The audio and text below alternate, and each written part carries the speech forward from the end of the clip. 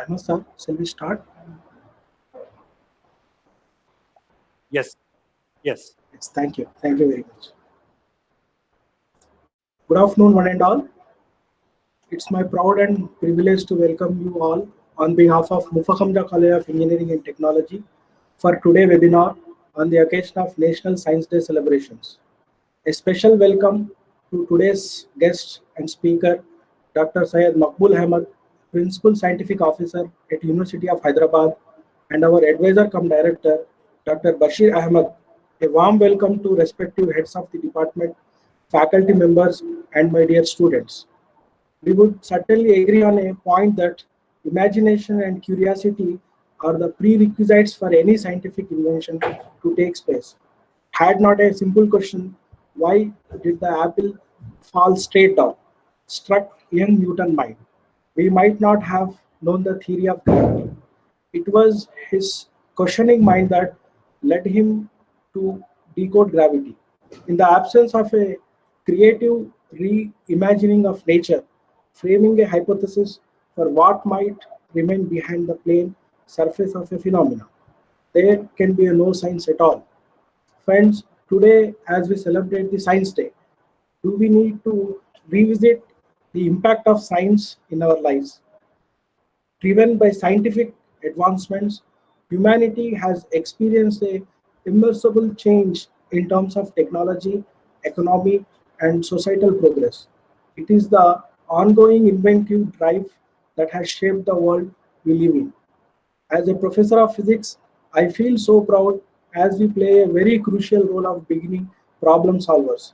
Physics contains the study of universe from the largest galaxies to the smallest subatomic particles. However, as we celebrate the conquering journey of science, we must not be absorbed and insensitive for the destructive price of technology such as climate change, depletion of natural resources, just to name a few.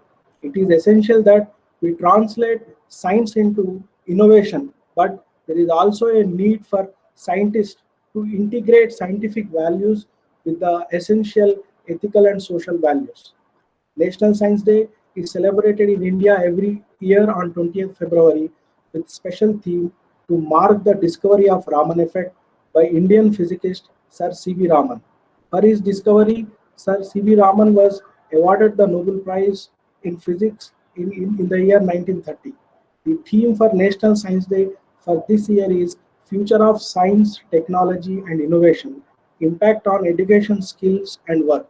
So now on this occasion, it's my privilege to introduce a very influential and reputed name in the field of science, Dr. Syed Maqbul Ahmed.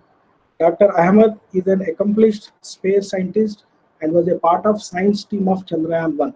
He has played a key role in the development of first science experiment in Moon Impact Probe mission. His instrument went on to discover of water on the moon's surface and the copy of the same as revolving around the Mars and Moon today. So Dr. Ahmed completed his PhD from Physical Research Laboratory, Ahmedabad in the year of 1990. Then he joined Institute for Plasma Research as an associate professor. Then he joined NASA Jet Propulsion Laboratory from 94 to 96. Then he has visited Swiss Federal Institute from 2001 to 2002, Switzerland. Then he joined Indian Space Research Organization for Chandrayaan project in 2004 and developed a mass spectrometer, CHASE, which worked successfully in the Moon Impact Probe mission. With this, I am concluding my speech. Thanks our director and management for giving this opportunity. Now I request Dr. Ahmed to deliver a talk on engineering science challenges related to the planet Mars. I would like to inform students that at the end of talk, there is a session for question and answers and you can post your questions in the YouTube chat box. Thank you very much. Thank you, Professor Karim Ahmed, for giving me this opportunity. I would also like to thank Director Mukafamja College for giving me this platform, and I'm very, very excited. I'm very happy always that the Mukafamja College gives me an opportunity to interact with their students. I just like to start the occasion for which we are all meeting here, that is C.V. Raman's effect. And I take so much pride to say that I am really, really very well connected with the great C.V. Raman in a very indirect way. And that indirect way is I did my PhD at PRL Ahmedabad, and my friend Janardhan Padmanabhan, his father has worked with C.V. Raman all through his life. Mr. Padmanabhan was a so-called right-hand man of C.V. Raman. Nothing much has been written about Mr. Padmanabhan. He was an assistant. So the way life went on in those days was not by having posts or honors and all. It is only by compassion and faith. And C.V. Raman, I know so many stories about C.V. Raman. I wish I could tell so many stories, but this is not the time to tell stories. But since we are celebrating this occasion because of his effect, I know a lot about the great man via uh, his deputy son, who was my friend. Even though C.V. Raman's effect and all is we all know, and I'm not competent enough to give elaboration on that. But what I learned was I used to hear from my friend was C.V. Raman at the fag end of his life, he was going after catching the butterflies. In fact, we all today say that he got a Nobel Prize in physics. He never distinguished physics, chemistry, biology, mathematics. He was catching butterflies only to find the nature's beauty of those pigments which are there in offering such a fantastic color to butterflies. And my friend's father, Padmanabhan, used to be running after the butterflies, catch and bring it to him, and then he will study those butterflies. That was his passion about science. And of course, his way of looking at things was very, very different. And that's how I am connected with him. With that, I let me just start sharing my screen. And I share my screen here. And then I go to the presentation and I start my presentation. So I intend to speak on engineering and science challenges on Mars. Just a week or 10 days ago, Perseverance, which is being tested here. You can see this is Perseverance, which is as big as Maruti Alto, maybe a little bigger than Maruti Alto. And you can see the people are testing in JPL, NASA, California. So I am not competent enough to speak a lot about engineering challenges, but in general, if you would like to go to planet Mars, what all would you need and what are all the challenges as an engineer? And I hope by now the students are all joined and they may be listening. Let me just say that at the end of my presentation, which would last between 45 to 50 minutes, I would actually tell in one slide that which are all fields of the engineering which will be very much sought after, which are in demand in engineering subject, in aerospace engineering, that is in space field, which could be either NASA or in ISRO, which branches of engineering will be in great demand. So please stick on to this presentation till the last slide. That's why I've kept it as the last slide. I will guarantee you that you will enjoy this presentation I mean, not that I'm challenging or anything. In many of my presentation, I challenge that you people will stick to my presentation. Be rest assured that this is going to happen. And so I will speak about engineering challenges if you would like to go to planet Mars, and also the science challenges. The instrument which I built for the moon mission is actually trying to resolve or fix one jigsaw puzzle of whether there is any life on planet Mars. And that instrument is a mass spectrometer. I will not speak much about it.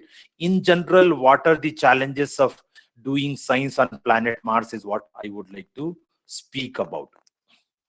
Hope the second slide has come. In case if there is a problem, I urge Professor Karim to inform me if there is a problem. So, Okay, sir. yeah. So this is contents. I plan to speak on Mars. Why we want to study Mars? And there are a lot of myths about Mars.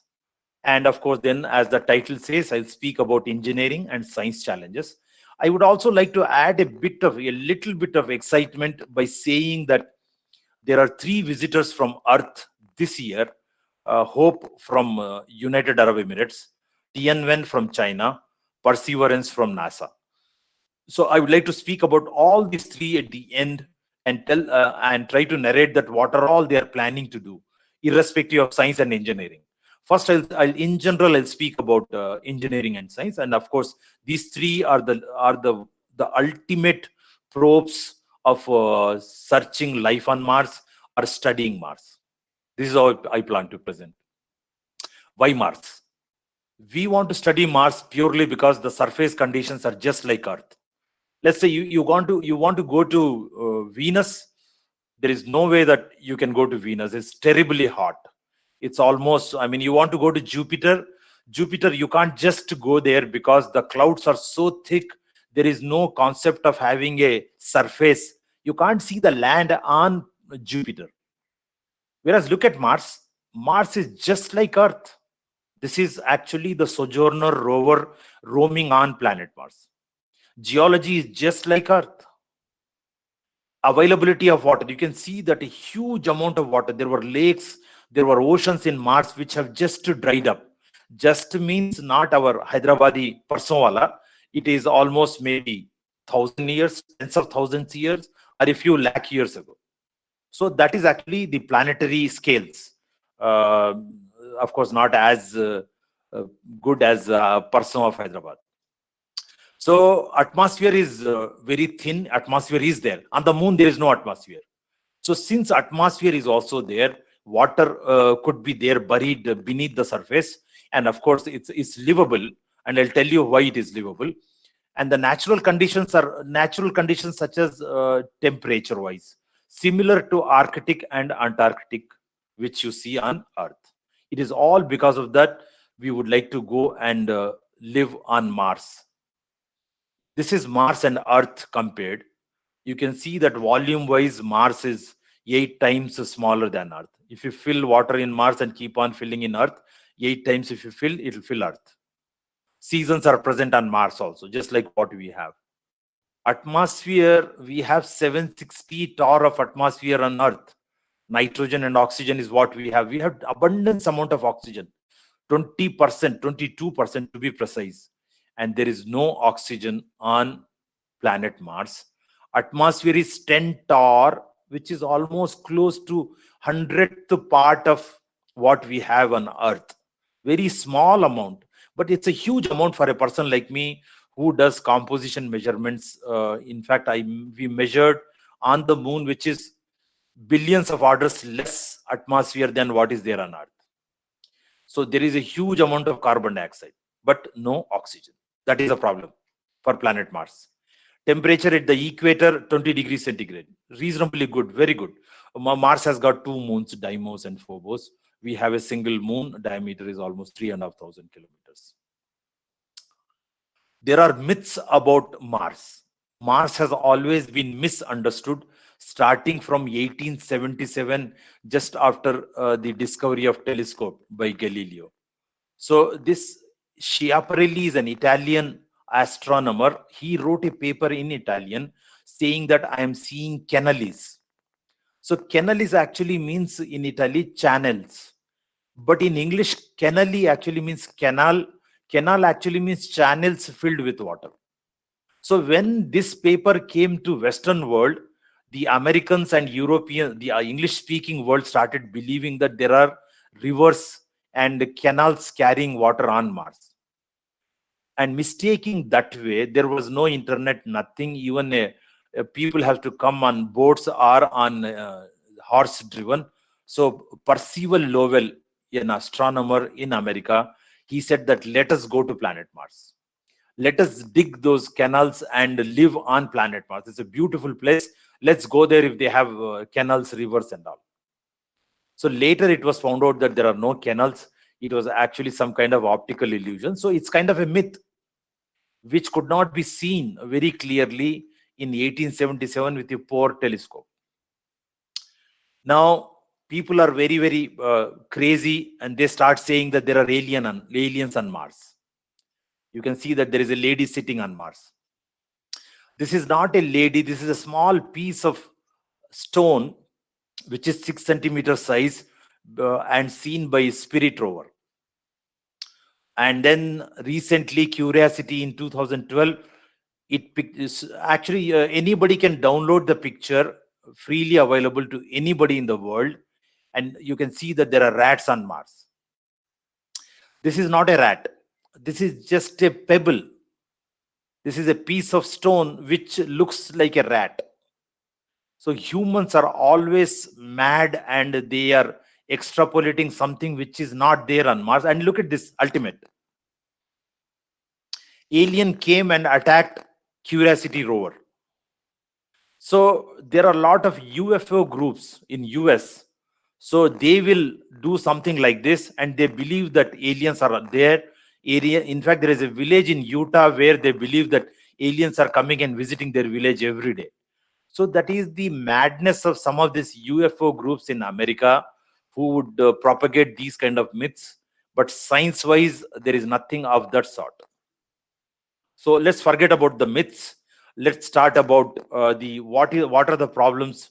If as an engineering student, if you want to go and live on the Mars or do something, even going to the Mars itself is what are the problems you face. And I'll be touching upon how do you reach Mars, how do you survive on Mars. And then there is a thing called ISRO, in situ resource utilization. So ISRO on Mars, this is not ISRO, this is ISRO. So we'll speak about these three. These are the challenges you will face as a engineer. Let us see, where is Mars? Mars is very close to Earth. If this is Sun, Mercury, Venus, and then Earth, and we have our moon. So moon is also very far to us, as a matter of fact. And you can see that the Mars is the nearest planet, but still it is average distance between Earth and Mars is around 200 million kilometers from Earth. This is, I don't know how to convince you all. Let us say the distance between Earth and Moon is X units. Then it is 520 times X. So if you can go in one step, if you can go to Moon, which is 384,000 average distance between Earth and Moon. Excuse me. Around 4 lakh kilometers from here to Moon. So this is 520 times compared to Moon, but still very far. But astronomical terms, it's very small, peanuts. Still, it is quite a bit. It will take 7 to 8 minutes for light to reach, electromagnetic radiation to reach from Earth to Mars. It may take much more also, depending on where Mars is with respect to Earth. And how do you go to, so there is a easiest way to go to Mars. And please see this GIF image. I'll tell you again. What is this? This is Sun at the center. Earth is revolving. Mars is also revolving. The only way you can, easiest way to go to Mars is, I'll tell you now, in every 2 years and 2 months, you get an opportunity. And how do you get that opportunity? I'll just show you. Here is the case. Yeah. See, when you start from here on Earth and then be heliocentric, Mars is also heliocentric. And so you're not spending any energy. And then you got captured by Mars. This is the easiest, cheapest, quickest way to go to planet Mars. And it will take 10 months from this journey to go there and meet Mars. And going to Mars is very, very painful. I'll come to these details later. Surviving on Mars is very, very tough, because even though the atmosphere is there, which is 100th time of Earth, but there are lots and lots of challenges for landing, even flying after reaching the Mars. And there is one chopper, Ingenuity, which is now waiting to come out of the Perseverance rover and take a flight for the first time ever on planet Mars. This is going to happen in the next 3 months. We are in March now, April, May, maybe 2.5 to 3 months.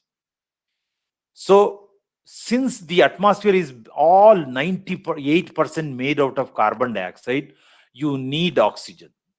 You can't carry oxygen from Earth just like you did it when Neil Armstrong went to the moon. So the moon journey was only lasting for a week or 10 days. So you can have enough oxygen, go there, visit the moon and come back. If you want to go to Mars, it will take 10 months. Till now, the humans have no way of coming back from planet Mars. So if you are going there, you want to stay there, you first know how to make oxygen. Right now, Perseverance is trying to make oxygen from ISRO experiment, in situ resource utilization, for producing oxygen from CO2. This is how a engineering challenge. You can see that atmosphere is taken in and CO2 acquisition and compression is being done first in some kind of chambers, then solid oxide electrolysis. So there is a electrolysis is made where you can actually produce oxygen. That oxygen, you take it and measure the purity of that oxygen, and then you can supply it to humans for their survival. So there are various ways and means of producing oxygen. In fact, I want you students to Google MOXE, Mars Oxygen ISRO experiment. Right now, the Perseverance is going to do this experiment on Mars by taking the atmosphere full of carbon dioxide and producing oxygen. Now there is a thing called EDL and 7 minutes of terror. So EDL is entry, descent, and landing. I'll show you in the next slide what is EDL. And I'm sure many of you actually have known about one Indian lady who was the leader of EDL, who actually responsible for working at JPL. And she was the team lead in the EDL, that is entry, descent, and landing. Now, the problem of landing on planet Mars is very, very tough because there is no atmosphere at all. How, if you were to land, I'm sorry, if you were to land on the Earth atmosphere is so heavy, just open a parachute, the parachute will drag itself. Excuse me. And then it will decelerate your speed. So all those paratroopers who come in parachute, they almost fall from 20,000 feet, 18,000, 15,000 from a very huge bomber, and then they open their parachute. The parachute, as it opens, it will get dragged because of the huge amount of Earth's atmosphere, and then your forward velocity, which is a huge amount of forward velocity, will reduce, and then slowly you can come down and land on Earth. That is never the case. And as your weight goes up, you will have more and more problems, and you need larger and larger parachute, and only the parachute will not solve a problem. So before 2012, that is Curiosity landed on planet Mars, the situation was very, very grim, very poor. Except NASA, nobody could land on Mars. I'll take you through all those developments. So landing on Mars is a very big challenge. That problem is solved by having both a parachute and a aerocrane. This aerocrane is actually some kind of a crane which will actually have retro engines which will fire towards the surface of Mars. So if they fire very hard, the crane will go up. But since you are already having forward velocity and you're streaming towards the surface of the Mars, then this, once you switch on firing this retro engines, then you will reduce your forward velocity. You might have seen a lot of people these days in the lakes and all, they are having some kind of retro firing like this in their foot and flying in the over the lake. If any accident happens, they'll fall in the water and survive. Same thing is happening by having this aero sky crane maneuverability. It's called sky crane. So you have a parachute, you have a sky crane maneuverability, and then you can slowly reach. And they also have, apart from EDL, new detect and hazard avoidance system. So as you are coming down, and they were actually, this is the artistic view. This is not the original picture. Artist has drawn. If you look at the Jezos crater where it has landed, that crater had lots and lots of craters in the, so it's not as flat as this you're seeing. This is somewhere maybe in Utah or Arizona in America. They have just simulated and or they have put those two pictures in front of these mountains. Maybe this is Martian mountains. They have just added these two pictures. The 7 minutes terror is the time for the signal to take place. You have no idea.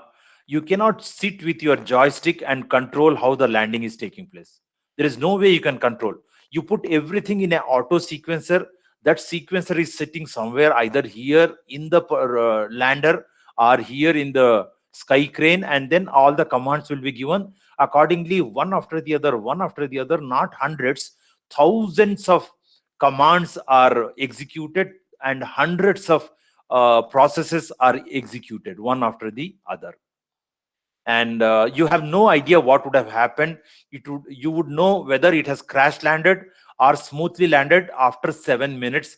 That's why you have to wait for 7 minutes to get the first image after the. So they have programmed it in such a way that once Perseverance lands, its camera will turn on, it will click a picture and then communicate it to one of the satellite which is revolving around Mars, and that satellite will transmit the data back to Deep Space Network on Earth.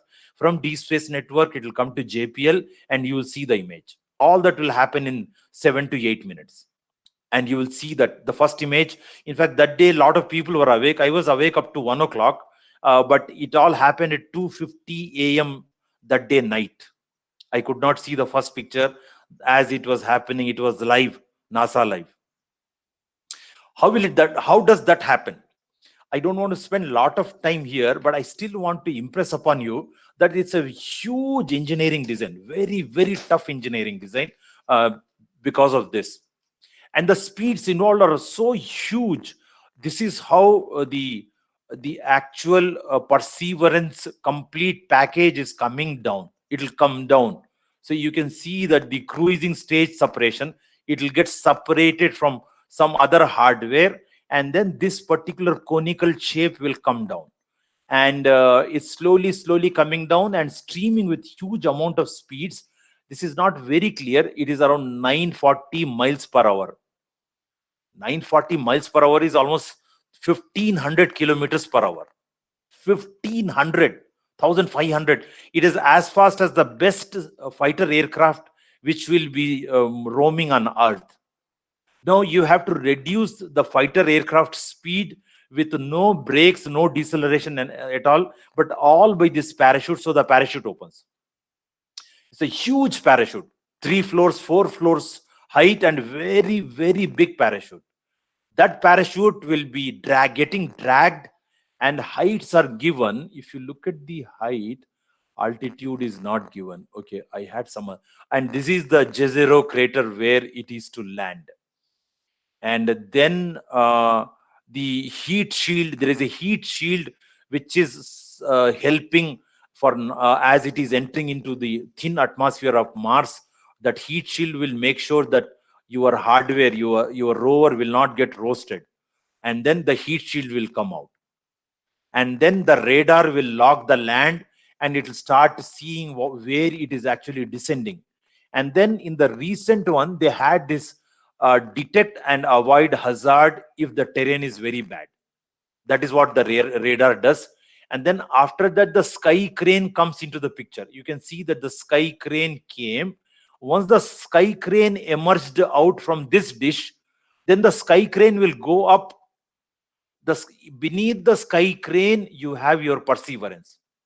So in this dish, you are connected, and then there will be a snapping. These wires will be removed, and then your sky crane will take over. Now your sky crane can actually hover, fly away. If there is a problem and all, it can fly away from the danger zone, and it can actually go very close, and just a few meters above the ground of planet Mars, there will be a cutting of these wires. Sky crane will go away and fall somewhere else.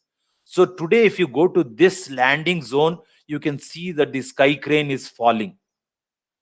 It is lying there, and your rover can go, and ultimately they want to take it to Jezero crater. This is how they land. This is absolutely a marvel of computer sciences, excellent engineering, excellent amount of celestial mechanics, very good understanding about what they know about planets atmosphere, Mars atmosphere, seasons of Mars, everything is known. Only a country like NASA, US, that is agency like NASA can do. 3 years ago, European Space Agency sent a lander rover called Schiaparelli. I want all the students to Google Schiaparelli landing, and it failed. There was a there was a problem between communicating between the land sensors and the computer, and they miscommunicated, and they told that the lander has come almost 1 kilometer, whereas it was 8 kilometers away. So because of the mismatch of measurement and mismatch of information, it went and collided on the surface of the Mars, Schiaparelli. Whereas in the case of NASA's landers, they are doing wonderful job. So was the case for India's Vikram lander also. You need enormous amount of practice, enormous amount of back and forth ifs and buts, solve all those problems, and then only you can do it. And whoever has done it, he's a master. I have no interest of praising NASA.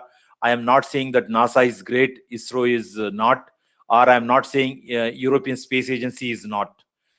Absolutely no idea. I'm a scientist. I am blind to political feelings. I am very blind to all the other feelings. I only speak what is actually the fact. Now, the engineering challenge is there's one more thing which is going to happen on planet Mars in the next 2 months is the Wright brothers movement, which is going to take place. For the first time ever, a chopper is going to fly. And if you want to fly a chopper, this particular chopper is the artistic view. This is not the true image of the Ingenuity. The name of the chopper is Ingenuity. Its weight is 1.8 kilograms. And this will fly in this atmosphere, which is very, very less. So if you train a chopper, you can send it to Mars and it will fly. But it will not fly on Mars because the atmosphere is very different. The thrust it is creating, the lift it is creating because of these propellers are very, very different, and they have found out that they need very large rotors compared to the body of the chopper. This look like a cockroach, but this will do its job very well. And the rotors have to spin very, very fast to be able to compensate for thin atmosphere. And the chopper, the Ingenuity, has to survive minus 90 degrees centigrade on the surface of Mars near Jezos crater, and that is why it is carrying a thermostat. It need a very warm blanket. There are no joystick movement for NASA scientists so that they can live fly the chopper. The chopper has to be, everything has to be done on its own. So there is a data, and then the images and videos will be relayed later. So there is a base station. That base station will control, it will heat, it has a thermostat, it will give the commands for the flying, it will ask it to go above, below, and videos will be taken, and later it will be sent back. It will almost take 7 minutes for the data to come back to Earth. I want to draw your attention to this picture. This is a huge chamber in Jet Propulsion Lab. In fact, I worked here almost 25 years ago. You can see Ingenuity test is being done. Can you see Ingenuity here? Ingenuity is here. And this whole place is a big barrel. It's a huge cylinder. From there, the air is removed. It's a chamber. The same chamber you can see here also. In the very early test, the Ingenuity will never be able to climb up. I want all the students to see a video on YouTube, Ingenuity testing, prototype at JPL. I copied it from there. I didn't want to have video because it will have a lot of problems. It will take time. That is why I am not putting the video. Please Google the video on YouTube, Ingenuity testing.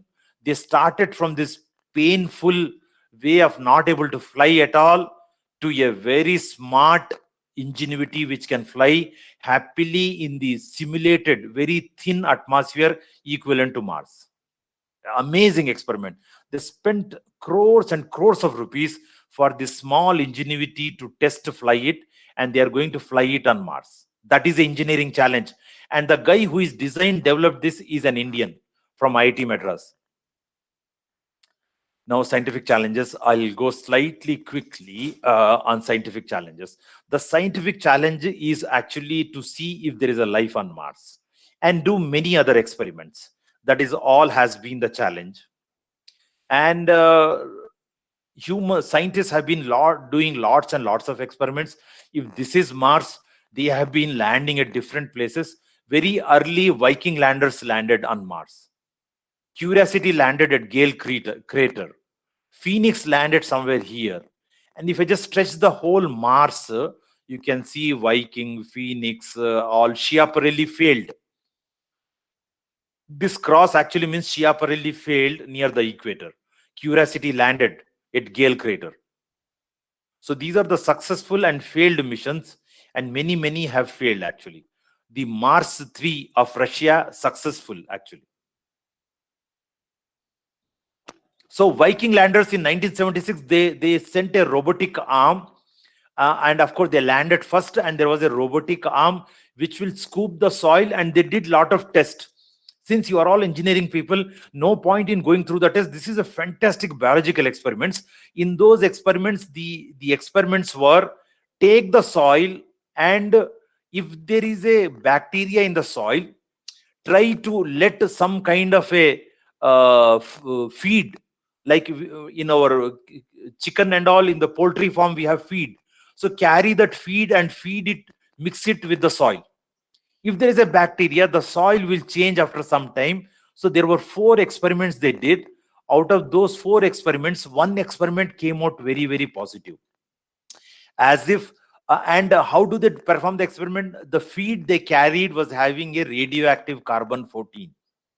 So if there is a bacteria, if that bacteria has eaten the poultry is actually for chicken. I'm just saying the feed for the bacteria. If the bacteria eaten, then the byproduct of the bacteria will have the 14 carbon, which you have tagged it. It's called radioactive tagged carbon. From there, you will be able to say that yes, there is a bacterial life on Mars. And this is the actual picture where the robotic arm has scooped the soil. This is in 1976. So, in fact, I don't know how many of you will recognize him. This is Carl Sagan, the man who has actually written lots and lots of books about space, futuristic space missions and all. He was part of the Viking landers. So the ultimate end result of the Viking landers is we don't know whether there is a life is there on the Mars, which is not the aliens jumping, humans jumping, even the bacterial life. But still there is a possibility that life could be there, is what the final sentence which came out by Viking experiments in 1976. This I will go, if I go details, you may get bored. Only thing I'm trying to say that on the earth, the proof that if there is a life on earth is purely lot of methane comes on earth. It is all because of the bacteria. Even the cows which we have, they will also belch. गाय डकार लेगी तो methane निकलेगा, and lot of bacteria will also give methane. Termites, rice paddies, in our paddies, our crops also give methane. So if there is any biological entity is there, bacteria is there. Archaea bacteria is one of the major bacteria that also is responsible for 95% of the methane on earth. And there is a number parts per billion, which means very small amount of methane is there, but still it is there. And that is, so if you find methane, you say that there is a life. On Mars, scientists have found some amount of methane from ground-based telescopes and from satellites. And I'll show you. This is a picture. They found lot of methane on planet Mars. If methane is there, then life has to be there. Now, when they tried to measure the methane later, then they did not find. When they tried to find methane with the help of rovers, they could not find. Then where did the methane go? And where did it come from? There is a possibility that the methane could be buried in deep inside. In Earth also, if you go to South Africa, the methane is buried in the, people have seen lot of bacteria which is surviving in very deep 2 to 3 kilometers beneath the surface. So if bacteria can live like that on Earth, bacteria can live on planet Mars also, and that bacteria can come up and give methane. So scientists are always looking for methane signature. And right now, as I am talking to you, on planet Mars, there are 8 orbiters which are revolving around Mars. There are 4 rovers. What are the rovers? Curiosity, Insight, Perseverance. 3 rovers from America. One rover which is right now revolving of China, it will land on planet Mars. Tianwen rover, one rover will land. So 4 rovers, orbiters. India has 1 orbiter, America 3, European Space Agency 2, UAE, Dubai has got 1 orbiter, China has got 1 orbiter. So 8 orbiters and 4 rovers, all doing lots and lots of experiments. And India's Mars mission, I will just have 3 to 4 slides. Then I will wind up after 4 to 5 slides. Don't get bored. So if you want to see that who all have gone to Mars and what is the history, the summary, if you look at, it's very difficult to go to Mars. Russia made 17 attempts, only 2 times they went to Mars. America has got very good record. Out of 21, 14 times. So India won only, and first time, only country to reach first time, India. And UAE also now joined that place, first attempt, and reached successfully. China made 1 more attempt in the earlier, but now they have reached. So out of 48 attempts, 21, almost 42, 43% only. So half of the probes have failed going to planet Mars, except NASA. NASA has done very good, 66, almost 70% success. In the early days, they also had a lot of failures, America also. So in those failures, India took the journey of going to planet Mars. India did a fantastic job. This is Sun, this is Earth orbit, this is Martian orbit, and it will take 10 months to slowly come on this purple orbit, and then it got captured by Mars after 10 months, became the only, not the first, not only the first, the only then. And now Dubai has done the same thing. Of course, Dubai took a lot of help both for launching and for building the probe from Japan and America. For India, it was all, everything, starting from rocket to every experiment, was all instrument, was all built here and then sent to planet Mars. So India's mission called Mars Orbiter Mission, and they have 5 instruments. First instrument is to measure if the atmosphere is lost. Methane sensor for Mars is to look if there is a methane on Mars. MENCA is the same mass spectrometer which I developed for the moon mission, and then a color camera and imaging infrared spectrograph to look for any minerals remote sensing wise orbiting around the Mars. These are the pictures sent by Mars color cameras. Stunning, fantastic pictures sent by Mars color camera. The largest mountain on planet Mars called Olympus Mons. It is the tallest mountain in the whole solar system. And first paper coming out of MOM was by the instrument which I developed, but the similar instrument was sent called MENCA, and that is the first paper which came, and you can see here is the proof. I am not there in the list of authors because I resigned, left ISRO, I was not there, but the instrument which we built was the same instrument, modified slightly and sent for planet Mars. And I take so pride that it is the same instrument which my team had developed for moon. Now, what science challenges? What is the science challenge? Science challenge is to say that is there a life on Mars? Now, then what is the problem? Problem is the following. Problem is methane, which is the signature of biological life on Mars, is very, very small in quantity, and it is episodic. Sometime it is coming and suddenly disappearing. From where it came, from where it disappeared, scientists don't know. So satellites are the best way to measure. Rovers cannot catch this episodic, coming in spurts, and it is extremely low concentration, parts per billion. I wish I am a scientist of this field. measuring parts per million and parts per billion. I don't have time to, I will, you will get bored also if I explain. Billion is actually 10 raised to 12. So it's a very, very, very small quantity. And where to look for methane also don't know, whether to look at lake beds. That's why they have gone to Lake Jezero. Earlier, Curiosity had gone to the other lake. So now this has gone to Jezero. So since we don't know, we are still struggling. Is it proper to say that there is a life on Mars? And is it proper to say that there are aliens on Mars? No, there are no aliens on Mars. One Mars Reconnaissance Orbiter spacecraft is revolving for the last 12 years on Mars by NASA. It has never taken any signature of any alien on Mars. So there are no aliens on Mars for sure. I will guarantee you. And I will take 3 more slides. I think I got some time. I take quickly 3 more slides here. I just got time.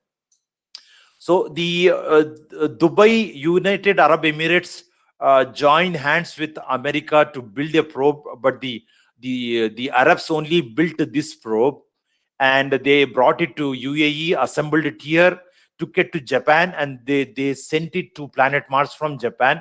Japan's one rocket launched it around the Earth.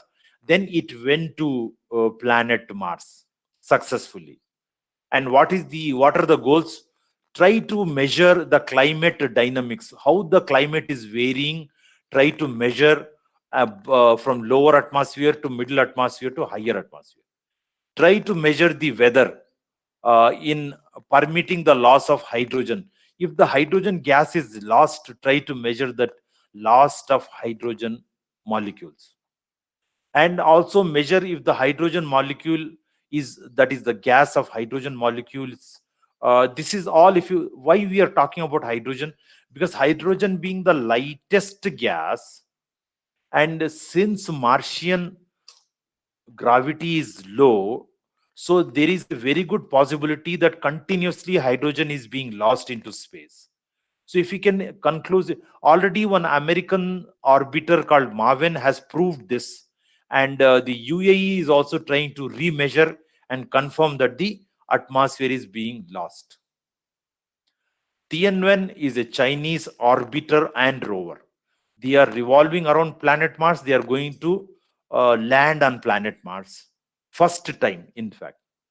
Find evidence. What are the goals? Find evidence of current and past life. Just go and see if there is any chances of finding a life. Martian surface maps. Take fantastic maps from the rover. Take the pictures. Characterize Martian soil and look for water ice distribution, atmosphere and ionosphere. See if there are any ions in the atmosphere of planet Mars. They are carrying for the first time, no humans carried, one ground penetrating radar, which NASA is carrying now. But China is also carrying a radar which will go deep, which will send radio waves deep into the surface of Mars, and see if there is any water buried inside the Mars. So there is a Mars sample written. So they are going to collect Mars sample, put it with them, and tomorrow some rockets will go and bring the sample soil Mars. We do not have Mars soil yet on Earth. So China plans to bring it back. NASA is also planning to bring back by 2030. These are the Perseverance, the huge, very powerful rover which landed on Mars just 10 days ago. This is the MOXIE, which is producing in ISRO-based oxygen from the carbon dioxide. This is the monster camera, fantastic camera. And then, so they are also searching for signs of ancient microbial life. And they are also seeing if the water ice is there somewhere. And store soil samples. They also plan to bring the sample back and create oxygen from carbon dioxide. ISRO. They are carrying a UV Raman imager cum spectrometer for the first time. This is built by one Indian spectroscopist. First time ever they are carrying. First time ever they are carrying a helicopter, a kind of a chopper called Ingenuity. So I think with all this, and there is a huge rush to Mars. Blue Origin, one company, is planning to go to Mars. They want to take selfies and all on Mars like this. Virgin Atlantic is also planning to go to Mars. SpaceX of Elon Musk is also planning to go to Mars. And there is one guy, Bas Lansdorp. He wants to take humans in 2-3 years and drop them and don't want to bring them back. One-way ticket to Mars. It's called Mars One. I want all of you to read this, and I want all of you to look for landing of Perseverance. Look for videos. This is what I'm recommending. Listen to the sound. They have carried a microphone, and what type of sound is there on Mars? Please Google, YouTube. Listen to this. Images sent by Perseverance. This is the last slide. What is the demand for space from different engineering background at NASA and ISRO? The highest demand is for science, both at NASA and ISRO. And then at NASA, the highest demand is for computer sciences, CSC we call in India. And then both at NASA and ISRO. So the computer science is not highest in ISRO, whereas in NASA, it is the highest demand. The ECE and aerospace engineering, which is very rare in India, in US, many colleges are offering aerospace. That is in very good demand. So this is the highest, second highest, third highest, fourth highest, fifth highest. Civil, very little demand in ISRO and no demand in NASA. Mechanical engineering also, NASA doesn't build mechanical items. They outsource it. Many private companies make, not for NASA. So mechanical, not much of demand. Electrical, yes, NASA does a lot of work. So ISRO also does. So this is how the demand is. There's a terrific demand for ECE, mechanical, electrical. In this order, CSE is top notch in NASA. That is in abroad, America or in Europe or in other advanced countries, but not in ISRO. In ISRO, CSE will be third or fourth. Here also we need CSE. And have a look at this. And thank you so much for your presentation, for your attention. Thanks a lot. Thank you. Yes, I would like to thank sir for this enlightening us on this topic of engineering and science challenges. But first, before I conclude, let me know any questions from the audience, please. Hello. Hello. Yeah. So let the audience, I think they were to post their questions on the chat box. So we can look for their questions on chat box. Yeah. Yes.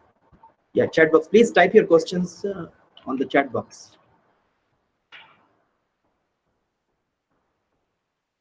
I have opened the chat box. Nizamia Siddiqui, with its lower gravity, will Mars ever be able to have atmosphere, air pressure for liquid water? Yeah. Very good question, Nizamia. So the gravity will play a role in not holding the atmosphere. At the same time, because the water will get heated up and then it will become gas and then it will be lost. So it is in that process, whatever damage has to happen, it has happened. Tomorrow, we can't find huge amount of water on Mars anyway.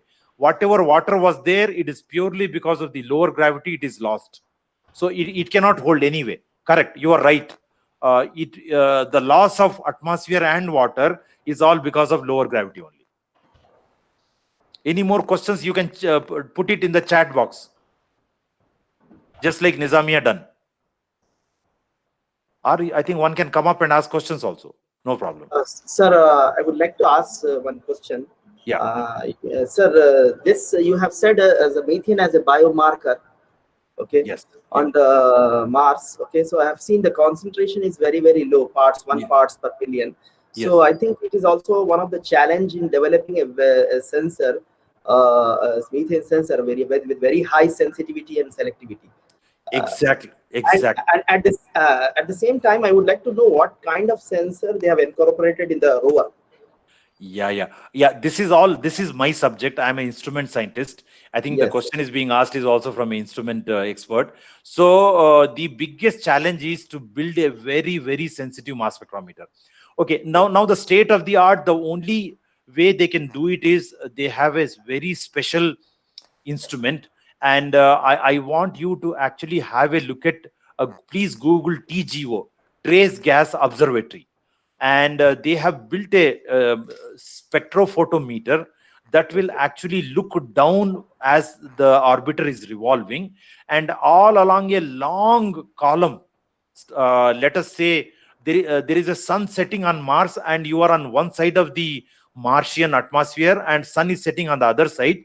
You look at the sun through the whole almost hundreds of kilometers of atmosphere, thin atmosphere of Mars, then your chances of measuring the ppb, parts per billion, will go up. So there is an instrument built like that. It's called a trace gas observatory, and it's some kind of a interferometer. You can do it, and it is possible. European Space Agency has done it. Okay, sir. So one thing would like to ask that in this regarding this, I also asked about that the type of sensor they have incorporated in that rover, which is landed now recently. Yeah. Okay. In the rover, what they have is they do not have. They have in the Curiosity. They have Mars Science Laboratory (MSL). In the MSL, they actually have a mass spectrometer, a quadrupole mass spectrometer, whose sensitivity can go up to a few parts per billion. And they were believing that when they found a burst of methane that was running into, if you look at that picture which I showed you from the ground-based telescope, the patches, the clouds of methane was 30 ppb.